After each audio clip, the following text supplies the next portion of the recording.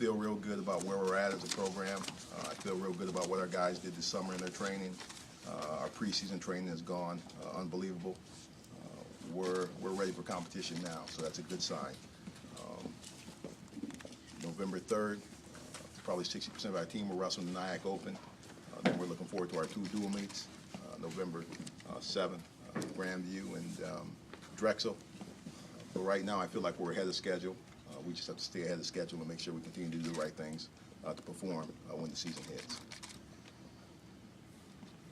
Preseason, I think Intermat number 8 as a squad. I mean, do you feel like outsiders are kind of pegging you in a fair way in terms of a ranking kind of thing? Well, I mean, I think that's nice for our fans to see us moving in the right direction, moving back to contending for national championships. But we don't pay much attention to the rankings. I mean, if we would have paid attention to the rankings last year, you've seen where we would have ended up. So we're not paying much attention to the rankings. Our guys have a lot of work to do to wrestle even to that spot, and then to wrestle to some of their individual rankings. So I'm not sure who does the rankings. I'm not sure how well they know wrestling at all. So rankings are rankings, but that's not our goal. Our goal is not to be 8th in the country. It's not to finish 8th. And I think everyone knows what our goal really is. Kevin, can you speak to the difference surrounding the program now versus on this day a year ago? Experience. I mean, we got a little experience. We've had some success at the NCAA tournament, getting 3 All-Americans last year, finishing the second half of the season off strong in dual meets, performing at a higher level, competing each and every time out once we got through that Iowa match. So the confidence is higher.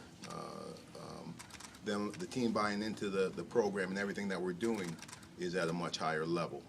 And I just think that came with experience and then having some success.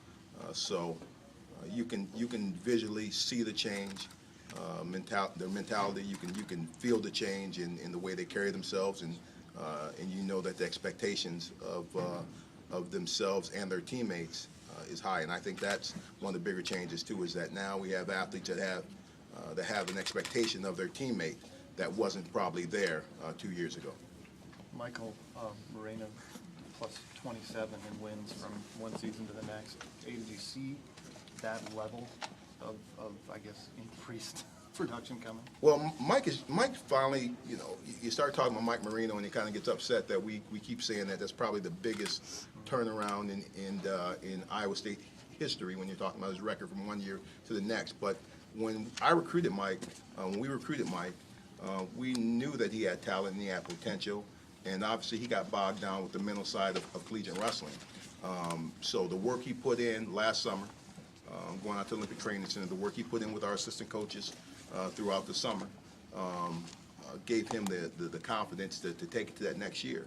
And then he just continued to wrestle like we've seen him wrestle prior to getting to Iowa State. So I don't know if anyone's seen that kind of turnaround, finishing 6th in the country, but we did know that he would be better than he was a year ago. But Mike's made the complete change, and he actually had an opportunity to share that transition to our freshmen and to our richer freshmen that are going to step in there and kind of explain to them some of the feelings and the mentality it takes to perform well. So he's on the other side of it, and he's got a chance to wrestle David Taylor in the All-Star match November 2nd. So we'll find out exactly where his head is at, and so we're looking forward to that.